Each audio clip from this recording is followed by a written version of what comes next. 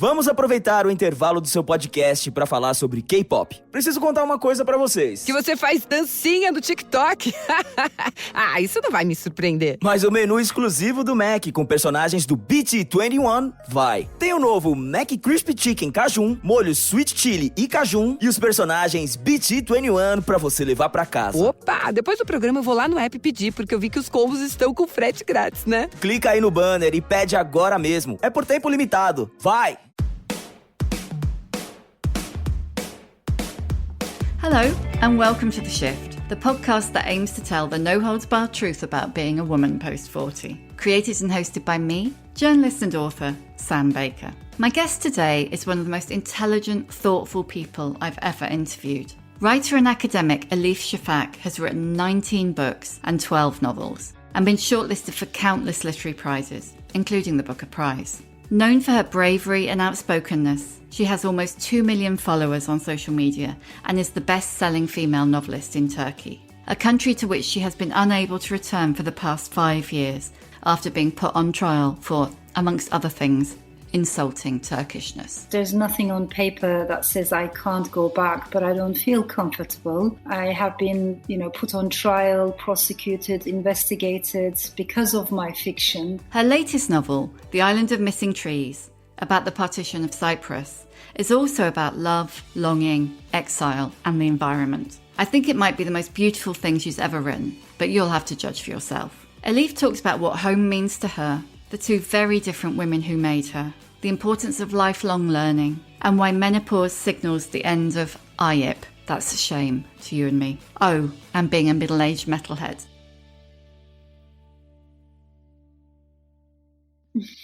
I wish we were in the same room right now. Oh, I know. I didn't get a chance to tell you how much your book, what it meant to me, how inspiring it was to me, and in a way how it found me at the right time. I'm going through lots of changes myself, so I found it very brave, but also so candid, so inspiring. Really, really thank you for writing it. Oh, thank you, Elif. That's just made my day, because I really wanted to write the book that I wish that I could have found, in my late 40s when I was exactly, coming up against everything and just not really knowing what was going on. Menopause, yes, but it's so much more than that, isn't it? It's so much more, right? I mean, the entire journey, the changes, physical, psychological, mental. So we don't have enough knowledge. It's just unbelievable. It affects the lives of every woman, and yet we're hungry for knowledge. I found your book really, really eye-opening. And I really believe it should be translated into many languages.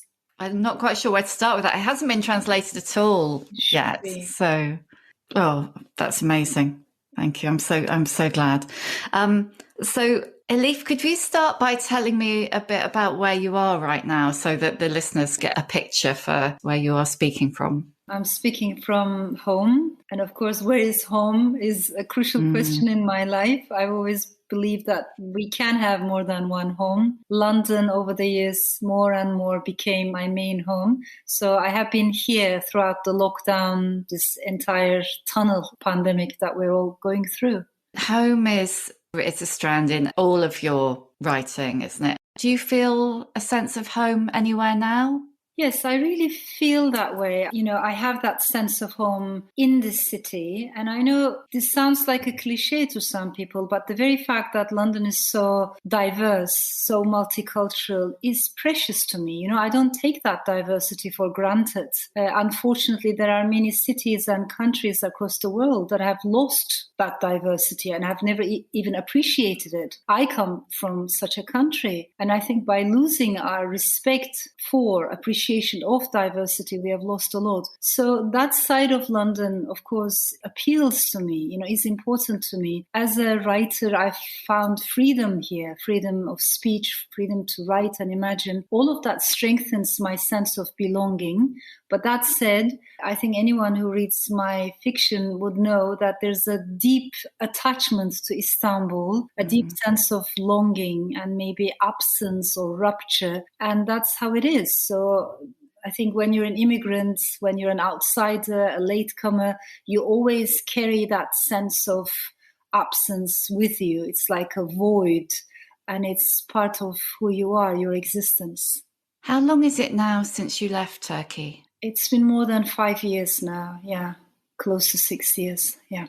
Since you last went back. Yeah. Is that because you feel you can't, or you definitely can't? I mean, it's difficult to say because there's nothing on paper that says I can't go back, but I don't feel comfortable. I have been, put on trial, prosecuted, investigated because of my fiction so many times. And as you know, Turkey has become over the years more and more authoritarian and a much more difficult environment over the years for writers, journalists, poets, cartoonists. Anyone who deals with words or humor can easily find themselves in trouble overnight. You can be demonized in pro-government papers, put on trial, sent into exile, or even imprisoned. So that ambiguity itself, I think, it creates a fatigue. That's why I don't feel comfortable. Of course, I'm very attached to the people, the culture, itself. But in terms of politics and politicians, I find it quite depressing. Do you find it less depressing here? That's a very good question, actually, because the world is becoming more and more depressing.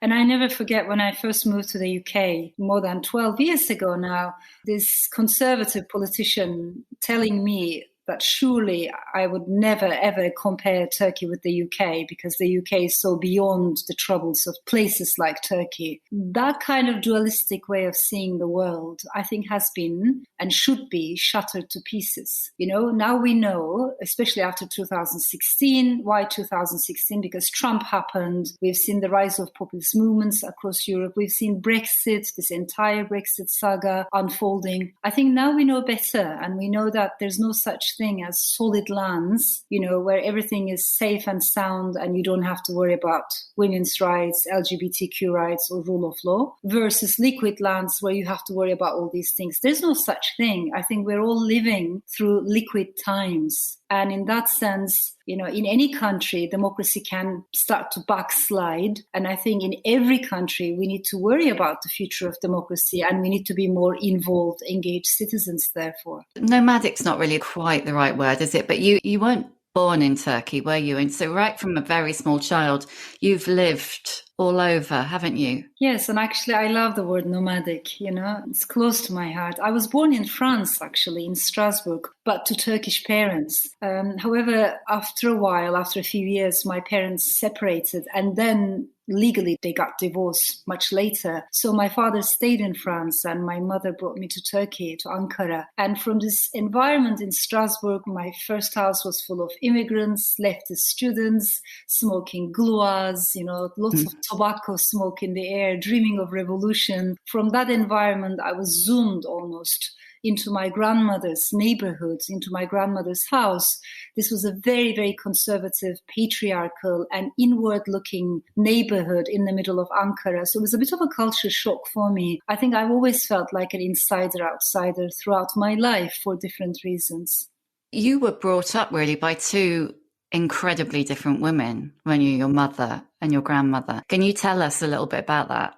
Yes, and it was a bit unusual, to be honest, because I was raised by a single mom, a working mom. And this neighborhood that I'm talking about was really full of large, extended families where the fathers were clearly head of household, That wasn't the case in my upbringing. And I was raised actually by two women, as you pointed out, because when my mom came back to Turkey, because she had married so young, because she had dropped out of university thinking love would be enough, love was the only thing she needed in life, by the time she came back as a young divorcee, she had no diploma, no career, no money, nothing to fall back on. And usually young women or women in such situations are immediately married off to someone older in such conservative settings. But it was my grandmother who prevented that and who said, no, actually my daughter should go back to university. She should start all over and graduate and have a diploma, have a career, have choices. In the meantime, I will take care of my granddaughter. So in a way, I was raised by my grandmother until the age 10. after which my mom graduated with a really high average. She first became a teacher and then became a diplomat. And it changed her life, it changed my life. But I never forget the way my traditional grandmother, my spiritual, less educated. My grandma was not a very well-educated woman, but she was a very wise woman. So I never forget the way she supported her own daughter's independence and education. And I really believe when women do that, the impact of that kind of empowerment and sisterhood goes beyond generations. It's so interesting that, given what your grandmother had been brought up to believe and the life that she had lived, that she kind of went against all of that to insist that your mother lived a different life. Yes, and had she not done this, I don't think my mother would have found the courage to go back to university. It wasn't easy for her, So my grandmother's voice was very important. She was a bit like a matriarch, because that's one of the paradoxes of such countries like Turkey. Even though they are clearly very patriarchal in the public space, sometimes within the private space, there are these pockets of matriarchy where older women, usually grandmothers, have a voice, have some kind of power. And my grandmother always used that power to empower other women. She was a bit of a healer, in her own way. So people would come to visit her, and her house was full of magic. It was full of superstitions. I've never forgotten that oral culture and oral storytelling that she has introduced me to, and I've never belittled that world. Oh, there are so many things just in that sentence there that I kind of want to go into. One of the first things I was thinking is, I think it was probably when I last interviewed you, you just made a passing comment that I cheekily put in my book, actually, about how you worried about younger women in Turkey and how it was easier to be an older woman. Well, can you explain why that was? Because I think in patriarchal societies, of course, gender is a big source of discrimination, no doubt. But also, in many ways, so is age. There are also these invisible barriers. Young women, I think, especially young women, find it harder. And women do not get respect until they are deemed to be old in the eyes of the society. What does that mean? You have to be defeminized, desexualized in the public eye. It is only then that women earn some kind of respect and power and authority. So that has always troubled me. In traditional settings, this is something I've observed, which means that it is much, much harder for younger women, and we need to empower them especially. It's really interesting because I've spoken to so many women who are kind of around about our age, older. I mean, I'm a little bit older than you, who talk about visibility in a patriarchal way into invisibility and having a problem with that. And I wonder whether that's a Western thing. Is it the reverse in Turkey? Or certain things are universal, I think certain patterns, but they're more intensely concentrated the more patriarchal a country is. I mean, I'm not denying the fact that patriarchy is universal. It's just more concentrated in some parts of the world. But the struggle for equality, gender equality, I think the feminist consciousness, awareness is needed everywhere, east and west, north and south. But I think what is happening is maybe, and I don't know if you'd agree, as we get older, maybe we care a bit less about what people are going to think about us, say about us, which is not a small concern at all. If I may give you an example, as an author, I used to go to schools a lot in Turkey, but also in different parts of the Middle East. I had the chance to talk to students from different age groups. And one thing that stayed with me was if you speak to 6-year-old, 7-year-old, 8-year-old kids, it's amazing to see how much confidence they have, so much chutzpah and imagination. If you ask in a room full of small children, is there anyone who would like to become an artist someday? So many hands go up. They want to be poets and writers and artists. And at that age, I think girls are just as confident, if not even more confident than boys. But then I would go and visit high schools and everything has changed. Now nobody wants to become a writer anymore. Nobody wants to be called a poet anymore. And equally striking, I think, is the fact that girls have become timid. They don't want to speak up because we have taught them year after year at school, in the neighborhood, in the family, they should be careful, how you sit, the length of your skirt, your body language. Don't say anything that might be misunderstood and judged by others because you will be stigmatized, you will be labeled. We teach this. And we make our girls lose that inner confidence that they naturally had when they were younger. That really breaks my heart. So I think as we get older, maybe we regain some of the earlier confidence that we had, at the beginning of our lives. Some of us find that confidence earlier through art, through, other forms of expression. Some of us find it later in life. But I think age makes a difference in that sense. No, I totally agree. It's almost like you learn about the box that you're meant to live in, somewhere between, 5 and 6 and 10, maybe. And then it's only really when you hit your late 40s and 50s, then you start to think, what is this and why have I accepted this all this time? What was your personal experience of that box? So many boxes, not only one. I think, I've always had a trouble with being pigeonholed and pushed into any label or box. As writers, we only want to be writers, don't we? We just want to be storytellers. We don't want the labels. And yet those labels are constantly attached to us. I think I also found it very hard as a bisexual woman in Turkey, to talk about gender and sexuality. The reason why I'm emphasizing this is because many people, of course, understand that it's difficult to question political taboos in Turkey, and that might get you in trouble. But sometimes people do not realize that it is equally challenging to write about sexuality and gender. And I think it's much harder for women writers. So I felt the need for that fight and struggle all the way through. If I may add this, being Turkish is a very heavy thing. Being a writer in Turkey is heavier, but being a women writer in Turkey is even heavier. That's how I felt for so many years. It's only quite comparatively recently, wasn't it, that you have spoken about being bisexual. Was that a long journey to realizing you were bisexual, or a long journey to reaching a point where you felt you wanted to speak about it?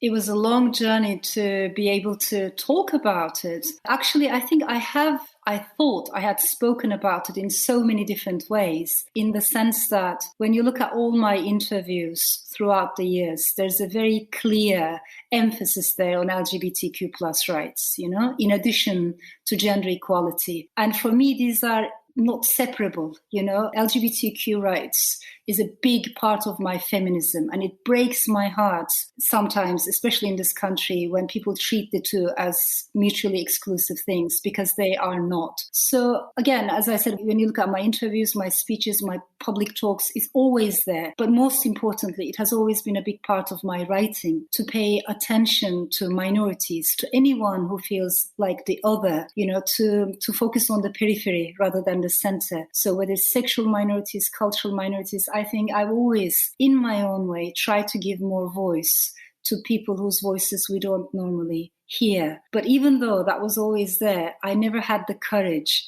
to say, this is also who I am. This is also my personal journey ever since I was a young girl. That took a long time for me to be able to come to that point, because I knew that as soon as I said this publicly, I would get a lot of hatred in Turkey. I had to deal with a lot of abuse, verbal abuse. And it happened exactly like that. After my TED Talk, my second TED Talk, for days, weeks and months, that abuse went on non-stop. But the only difference is I was ready to weather that storm. But before, I wasn't. I wish I had the courage to do it before.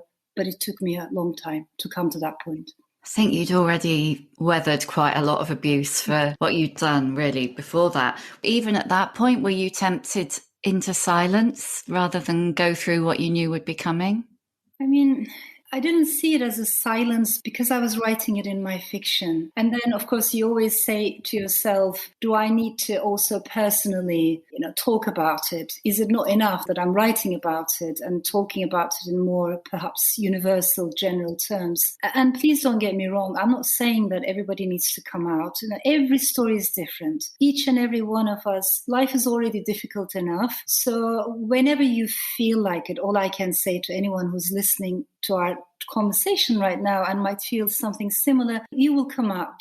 You will share your truth and your story whenever is the right time, and only you can judge that. So I'm by no means putting pressure on anyone, but I also know that it makes a difference when we hear each other's voices and we learn each other's stories. It really makes a difference, and you realize that you're not as lonely as you thought you were. Because you've devoted your career. I mean, when did you start writing? I can't remember when your first novel was. Yeah, actually, my first novel was published at a young age. I was in my early 20s, and I started writing fiction in a way ever since I was a child. But of course, that's not because I was dreaming of becoming a novelist. I was not because I was, dreaming of being a writer someday. I didn't even know such a thing was possible. There were no writers around me. It was really like walking in a dark room, trying to, find your way without falling down. I needed books because I thought life was very boring. Being a lonely child raised by a single mom, all these cultural migrations, movements added a lot of layers to my sense of solitude. And I think I found life so boring, but the land of Storyland so colorful and real. I prefer to stay in that zone. So it was almost like an existential need for me. The desire to devote my life to literature, to books, came to me much later in my early 20s. From my first novel onwards, I realized this is what I want to do in life, because especially within the canvas of the novel, I feel so free. I can be multiple, I can have multiple belongings. So I associate literature with a profound sense of freedom. It really struck me reading The Island of Missing Trees that one of the big strands that comes through is silence. And one of the main characters, which I'd like to talk about in a minute, is the fig tree in the garden and in the cafe. But also the hashtag "Do You Hear Me Now?" when Ada, the teenage girl, lets out the silent scream inside her. And then that becomes viral with people posting pictures of them screaming or silent screaming. I really appreciate that you mentioned this, because it really is important to me. I think, as much as I'm drawn to stories, I'm equally drawn to silences. And there's a part of me that wants to understand where are the silences in any society at a given time, or who are the people who are feeling silenced. And it's one of the biggest paradoxes of our times, isn't it? We were all supposed to have a bigger voice thanks to digital technologies. And in some ways, yes, but it turned into a cacophony of noises. And within that chaos, I think so many of us, millions of citizens around the world, we feel voiceless, as if our voices are unheard, our stories are untold. That is a very universal feeling. So I wanted to tackle that in the book and hear my voice, hear my story. I think that's a very existential need, because when our voices are not heard, it's almost like you're denied your own truth. Do you feel that you have been personally, or has your career really been about pushing back against that? I think so. I hope so, and maybe in an idealistic way. I also sincerely believe that literature is about rehumanizing people who have been dehumanized. And that is why there's a part of me that is always interested in the stories of minorities, people who have been othernized, who have been pushed to the margins, people whose stories have been systematically, deliberately erased and forgotten. And how can we bring back that diversity into our narratives? How can we see truth from multiple angles, have that cognitive flexibility? I think it's a very humbling experience to learn to look at the world through someone else's eyes.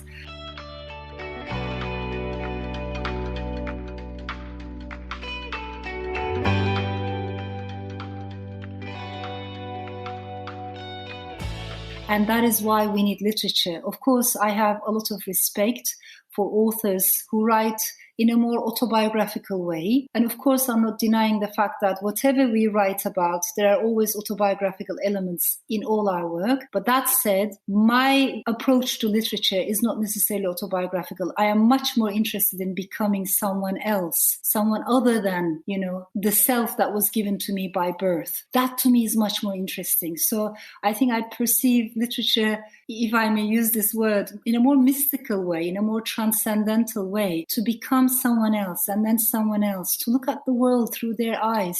It's a good intellectual exercise, but it's also a good exercise for the soul because it makes us less arrogant, and I hope it makes us a bit more humble. When was the last time we ever said, I don't know? We don't say, I don't know anymore. You can ask me anything. I can ask you anything. If we don't know the answers, we can Google it. And in the next 5 minutes, we will have something to say about the subject. That doesn't mean I know the subject. So we forgot to embrace and understand our own ignorance. And that is very dangerous. I think literature helps us to understand our own ignorance in the kindest way possible. And it's a good thing to become someone else for a few hours, for a few days, just to journey into other people's existence. I find that very valuable and needed in our deeply troubled world. It is so interesting. I remember when I was working on a magazine and a new girl had started, and I said to her boss, "Oh, how's she doing?" And she said, "Well, she's good, but the problem is she doesn't know what she doesn't know." And at the time, I thought that was a bit patronizing. But the more I think about it, the more I think it's so true and it's so important. So important to know what we don't know. Yeah, absolutely. One of the things I've noticed in this book is it feels like you have slightly more in the way of older female characters, particularly Miriam and Kostas's mother, but she is quite archetypal and yet not. And I was really interested in that. That seemed to me to be quite new for you, the older female character. Who or what inspired them? I mean, I am interested in women's lives and experiences, women from different backgrounds, different age groups. But your question made me think, and I really appreciate it. Maybe as I'm getting older, I also feel more comfortable about writing older women's experiences. But what really, really intrigues me is this generational continuity, but also discontinuity. The things we cannot talk about easily in our families, the stories, but also the silences. What is transmitted from grandmothers to daughters to granddaughters, and what gets lost in the way and why. So that is something that intrigues me profoundly. Has there been much talking in your family, or are they a family of not talkers? There's storytellers, but at the same time, I was always aware that there were silences. And also there are silences on my father's side, because I grew up without seeing my father almost not at all. I've seen him very few times throughout my life. So that in itself is a void, is a sense of absence. I have met my half-brothers in my late 20s. We haven't spent a childhood together. We could have. That also is an absence. So I think I was very much aware since an early age onwards of those pockets of silence and absences in families. When we're meeting Miriam, when Ada is discovering Miriam, I loved Miriam's description of menopause as the end of ayip, which is shame. Yes, absolutely. That's the word of our, lives, of so many millions of women in Turkey and beyond, ayip. How you sit, close your legs, make sure the length of your skirt is suitable. You don't show your, arms, the sleeves, and etc. Everything is ayip. Don't swear, don't use bad words, don't laugh out loud, watch out your own laughter, monitor it. I cannot give you enough details and examples, but it's full of cases of ayip. And I think when you say, okay, no more shame, no more ayip, and when we manage to free ourselves as best as we can, as radically as we can, from all those patriarchal teachings and sexist teachings, that is when we start a new life and a new journey. And I think Mariam in the book is precisely at that point in her life. Yeah, I love the way it's illustrated by her bringing a huge suitcase of clothes that she's literally never worn. Yeah. because she's felt like she can't. They're too colourful, they're too loud, they're too not who she is. But she's carried them with her across, thousands of miles. So yes, because in England, I mean, she's coming from Cyprus, and in England, nobody's going to judge her, even if she wears these very colourful pistachio green, coral red skirts or dresses. To be honest, I sympathise with Mariam a lot. I'm a bit like Mariam too in my inability to wear colours. I love colourful accessories. Yeah. However, when I look at my own journey, I've been wearing black for so many years. I love the color black. I love wearing black, but it's also, I have to admit, an inability to wear colors. And I've always admired women who are so comfortable in their own body, in their own colors, and they radiate that energy. There's a part of me that envies that. So I really sympathize with Mariam's contradictions. Can you imagine yourself branching out? We are branching out as women, aren't we? I mean, we are renewing ourselves, and that's the beauty, I think, of life. We learn at every step of the journey, like the phases of the moon. So like trees, we are. But that doesn't mean always our roots are in the ground. Sometimes our roots are up in the air, and, we're nourished by travels, by migrations, by multiple cultures. I really think tree is a wonderful metaphor, particularly for women's lives and experiences. And it's not a coincidence, if I may add, that in Greek mythology and in many mythologies, there's that association between women and trees, arborescent lives. Always in your writing, the place plays a massive role. Is a character, almost. This book is exactly the same, but the fig tree is such a dominant character and such a strong voice. And it is she, yes. She's a fig tree who doesn't need to be near a male tree to bear fruit. Yeah. She's the most incredible character, wise, and obviously 140 years old. So there's an interesting line, and I think it's the tree who said it. It's like, do you always have to calculate how old someone is by adding up the months or the years? Or are there instances in which it's actually wiser to offset the passages of time? Yes. I really like that idea. Mm-hmm. Thank you. Maybe it resonates with us now more than ever before, now that we're going through this pandemic. In some ways, it feels like a lost year, but of course, we have learned a lot, gained a lot. Maybe we are learning how to revise, rethink our values, our priorities. So it's so important, and we realize more and more it's the immaterial things that actually really matter in life, such as love, such as friendship, such as sisterhood, such as sitting under a tree with a book in your hands, that feels like a luxury now. But at the same time, there are years or months or chunks of time in our lives that has taken away something from us. So I want to think about time in a much more complicated way. And this is a book that compares human time with tree time. Human time is always linear. It's supposed to be progressive. I mean, tomorrow has to be more developed than yesterday. It's an illusion, of course, but we cling to that illusion from the past and realizes that the past continues to breathe within the present moment. So it's a much wiser way of reading time and history and life. And I wanted to compare human time with tree time in this novel.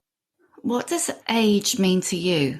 Age, learning, I guess, constant learning. Of course, we stop thinking of ourselves as students the moment we graduate from schools or universities. But to be a student the whole time, it's lifelong learning. It's something we don't encourage enough, just constantly learn from books, from other people, from other disciplines. We don't, for instance, encourage interdisciplinary reading. I have met so many readers, and I'm sorry to say, but it's usually male readers who say this. They come to me and they say, I liked what you said, but I don't read fiction. I don't have time for fiction. I read politics, I read history, I read philosophy because I want to understand the world. I read economy. My wife reads fiction. So that kind of compartmentalization, why are we doing this? Inside fiction, there's everything. Inside fiction, there's philosophy, there's psychology, there is history, and there's so much more. But I think more importantly, we need to read across the board, both fiction and nonfiction, East and West. And we learn more, actually, when we dare to learn from places that we know nothing about. So I think when a novelist becomes interested in neuroscience, or if a scientist becomes interested in poetry, if a poet shows interest in film theory, or a film director becomes interested in political philosophy, the moment we step into another zone outside of our comfort zones, that is when we learn better. So I'm a big believer in eclectic reading lists and interdisciplinary conversations. It just reminded me of something I heard you say on a podcast I was listening to this morning about how in Turkey, a reader who has very entrenched political views will then say to you, oh, I loved this character, and this character was queer or trans but in a non-fiction life, that reader wouldn't give that person the time of day. Absolutely. But in fiction, that was the person that they warmed to the most. Yeah, indeed. And, I experience this all the time. And I thought about it a lot over the years because it happens exactly as you described, sometimes in a more blunt way, because someone who has lots of cliches and stereotypes and biases against, for instance, minorities, against Jews, against Armenians, Greeks, Kurds, because these are the main minorities in Turkey, they come to me and they say, this is the character that I love the most. And then I realize that the character they're talking about is Armenian or Jewish or Greek or Kurdish. Equally, I have lots of readers who are not only xenophobic, but also homophobic or transphobic. And then they come and they say, I love this character. And maybe the character they're talking about is trans or gay or bisexual. So how is it possible that people who are full of so many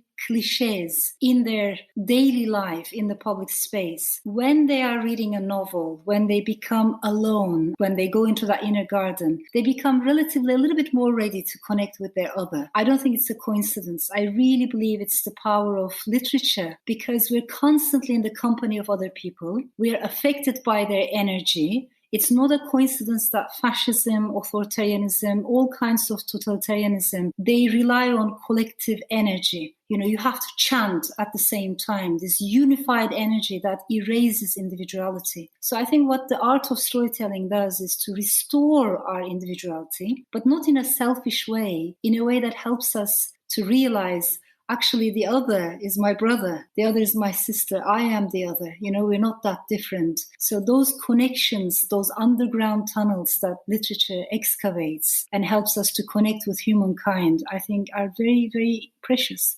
Can I ask you, what do you think is your emotional age? It's difficult to judge for me. I'm someone who really thinks a lot about emotions and emotional intelligence. I don't belittle that at all. And it troubles me to see how emotions are associated with weakness. And I think that puts a lot of pressure on women, particularly on women in fields that are traditionally male-dominated. Today, unfortunately, in the age of populism, it's usually demagogues, populist demagogues, who understand the power of emotions better than their liberal counterparts, and they speak directly to people's emotions. So all I'm trying to say is, in a nutshell, I think this is the age of anxiety. There's an existential angst, which is deepened by the pandemic and its consequences. There's a lot of uncertainty, ambiguity. There's fear, there's anger, frustration, all of which is actually quite normal. If we don't find ourselves from time to time overwhelmed with these seemingly negative emotions, maybe we're not really following what's happening in the world. The challenge is, once we recognize and embrace our emotions, how do I make them a little bit more constructive, a little bit more useful, helpful, not only for myself as an individual, but also for my community and society? Anger is very high energy, and the beginning of anger can be an amazing force. But the problem with anger is it's toxic. After a while, it becomes destructive, repetitive. So you need to channel anger into something more helpful, useful. We have to find better ways to channel our anger. What do you do with your anger?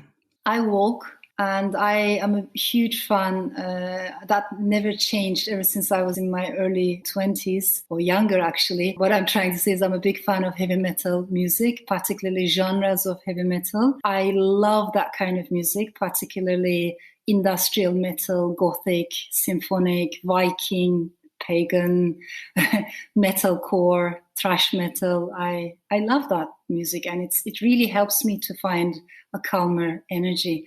And I don't believe people who say, oh, people who listen to this kind of music are, aggressive. Actually, I've met lots of musicians and fans over the years, and many of them, not all, of course, but many of them are really, really gentle souls. I mean, I knew that about you. I think if I didn't, I would be surprised. But I remember the last time I interviewed you and the sound guy said, oh, do you want to pick some music to lead in? I can't remember what the right description is now. And you said, have you got any metal? And he was so shocked because he was thinking, oh, maybe a bit of jazz or... True. I mean, they don't expect a, middle-aged Turkish woman to be a metalhead, but I am, yeah.